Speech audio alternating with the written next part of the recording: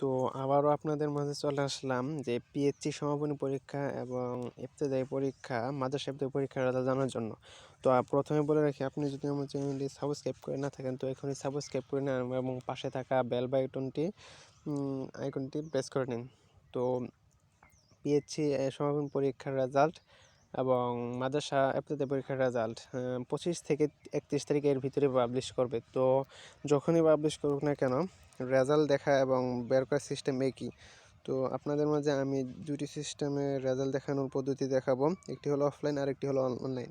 তো অনলাইনের মাধ্যমে মার্কশিট সহ কীভাবে রেজাল্ট জানতে পারবেন, ডাউনলোড করতে পারবেন এবং SMS এর মাধ্যমে কিভাবে আপনার রেজাল্ট জানতে পারবেন, তো সেই পদ্ধতিগুলো আমি আপনাদেরকে বিস্তারিত এই পোস্টের মাধ্যমে লিখে দিয়েছি। তো আমার ওয়েবসাইটটির নাম হলো nunotice.com।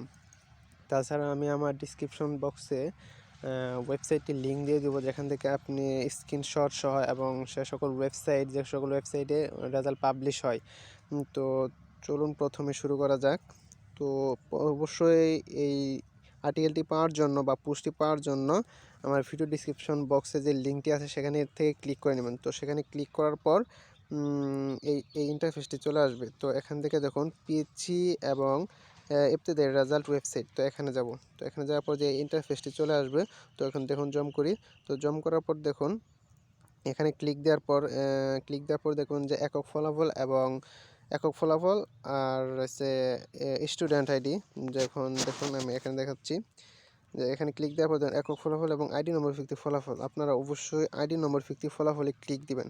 ক্লিক দেওয়ার পর এরকমটি চলে আসবে। তো এরকমটি চলে আসার পর স্টুডেন্ট আইডি আছে। তো আপনার অ্যাডমিট কার্ড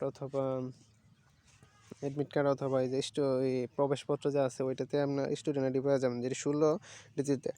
তো সেই আইডিটা কপি করবেন। তো আমি প্রথমে সেই আইডিটা আমার সুবিধার্থে আমি লিখে রাখছি, দেখুন। তো এটা আমি কপি করে নিয়ে এসেছি। কপি করার পর দেখুন এই যে এখানে যে খালি লেখাটি আছে 16 ডিজিটের আইডি নম্বর। তো এই যে এখানে নম্বরটি দিয়ে সমাপনে ক্লিক করলেই আপনি আপনার রেজাল্টটি দেখতে পারবেন। তো অনেক সময় এই ওয়েবসাইটটি যদি ডাউন হয়ে থাকে তো আপনি আরেকটা ওয়েবসাইটে ব্যবহার করে রেজাল্ট জানতে পারেন, যে পিএসসি এক্সাম রেজাল্ট সার্ভার 2। তো এখানে আমি ক্লিক করলাম। তো দেখুন এখানে ক্লিক করার পর দেখুন 2019 সাল। তো 2019 সাল এখানে থাকবো। তো এখানে আইডি নম্বরটি দিয়ে সাবমিট করলে আপনার রেজাল্ট বের হবে। তো যেহেতু এখন পর্যন্ত রেজাল্টটি বার হয়নি, তো 2018 সালের আমি রেজাল্টটি আপনাদের দেখাচ্ছি। 2018 দিয়ে আমি এই যে সাবমিট দিয়ে দিলাম। তো দেখুন সাবমিট দেওয়ার পর দেখুন এই যে 2018 সালের রেজাল্টটি বের হয়ে গেছে। তো আপনারা অবশ্যই আইডি নম্বরটি দেওয়ার পর 2019 সাল সিলেক্ট করবেন। তো আপনি এখান থেকে প্রিন্টও করতে পারবেন অথবা স্ক্রিনশটও নিতে পারবেন। তো ঠিক একই পদ্ধতিতে মাদ্রাসার রেজাল্টও আপনি জানতে পারবেন, যে এটাকে ইবতেদায়ী পরীক্ষার রেজাল্ট জানে। তো এখন আপনাদেরকে দেখাবো যে কিভাবে SMS এর মাধ্যমে আপনি আপনার পরীক্ষার রেজাল্টটি জানতে পারবেন। তো প্রথমে আপনি আপনার SMS অপশনে যাবেন। তো SMS অপশনে যাওয়ার পর নিউ মেসেজ লিখবেন। তো নিউ মেসেজ লেখার সময় আপনারা অবশ্যই যে বিষয়টি খেয়াল রাখবেন, প্রথমে যে নম্বরে পাঠাতে হবে, যেমন 16-222 নম্বর সেন্ড করতে হবে। তো এখানে যাওয়ার পর যদি আপনি পিএসসি রেজাল্টটি জানতে চান তো প্রথমে লিখবেন DEP, তারপর লিখবেন আপনার স্টুডেন্ট আইডি আর তারপর স্পেস 2019 সেন্ড করে দিবেন 16-22 নম্বরে। আর যদি আপনি মাদ্রাসা বা ইবতেদায়ী পরীক্ষার রেজাল্ট জানতে চান তাহলে অবশ্যই লিখবেন EBT। তো এটা লেখার পর সেন্ড করে দিবেন। তো যেহেতু 19 সালের রেজাল্ট আমি যখন ভিডিও করতেছিলাম তখন পাবলিশ হয়নি, তো এখন যদি সেন্ড করি কোনো রেজাল্ট আসবে না, কিন্তু আমার টাকাটাই ঠিকই কেটে নেবে। তো SMS পাঠানোর জন্য অবশ্যই আপনাকে আপনার অ্যাকাউন্টে 3 টাকার মতো ব্যালেন্স রেখে তারপর SMS পাঠাবেন। তো কিছুক্ষণ ওয়েট করার পর আপনি আপনার রেজাল্টটি জেনে যাবেন। তো রেজাল্টটা অবশ্য 25 তারিখ থেকে 31 তারিখের ভিতরে যে কোনো দিনই দিয়ে দিবে।